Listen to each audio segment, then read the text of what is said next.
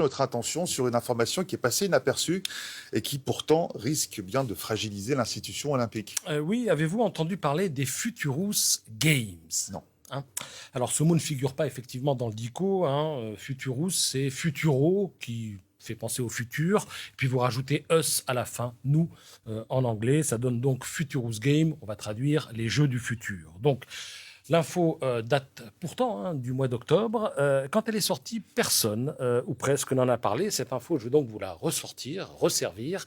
La Russie organisera les premiers Futurous Games en 2023. Et quel type d'épreuves on va pouvoir découvrir dans ces Jeux du futur? Eh bien, des épreuves qui consacrent le mariage du sport et de la technologie. Je vous donne quelques exemples. On va, je crois, voir quelques images.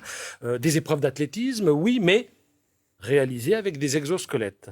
Des matchs de foot, oui, mais en réalité virtuelle. Des affrontements entre grimpeurs, oui, mais sur un mur d'escalade cinétique, autrement dit un mur dont le relief évolue pendant que l'athlète grimpe. Des compétitions de surf, oui, mais tractées par un drone surpuissant piloté par un partenaire.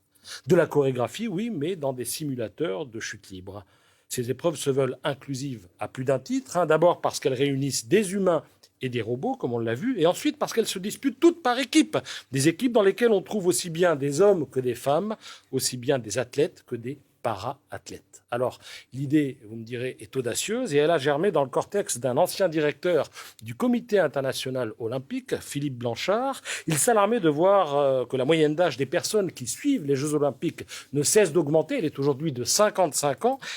Et en plus, il trouvait que le CIO tardait un petit peu à s'adapter à la nouvelle donne technologique. Il a donc imaginé ces nouvelles disciplines résolument ancrées dans l'avenir. Sauf que l'avenir, eh bien, il est déjà là parce que ces sports, beaucoup de gens les pratiquent. Mais il faudra beaucoup de moyens pour organiser ce genre d'événement. Alors, vous savez, le sport, que ce soit le sport de demain ou le sport d'aujourd'hui, est avant tout affaire politique. Et là où il y a une volonté politique, il y a où il y aura les moyens. La Russie, je le disais, va organiser la première édition. Ce sera à l'automne 2023, 9 jours de compétition. Et si la Russie a dit oui, c'est que Poutine en a été informé et a dit oui, forcément. Des pays comme l'Arabie Saoudite, les Émirats Arabes Unis, Singapour, Monaco, l'Allemagne, la Grande-Bretagne, la Chine, l'Inde se disent intéressés par le projet. Le gouvernement français a été informé et il réfléchit, figurez-vous, à une candidature dans la foulée, évidemment, des Jeux Olympiques de Paris.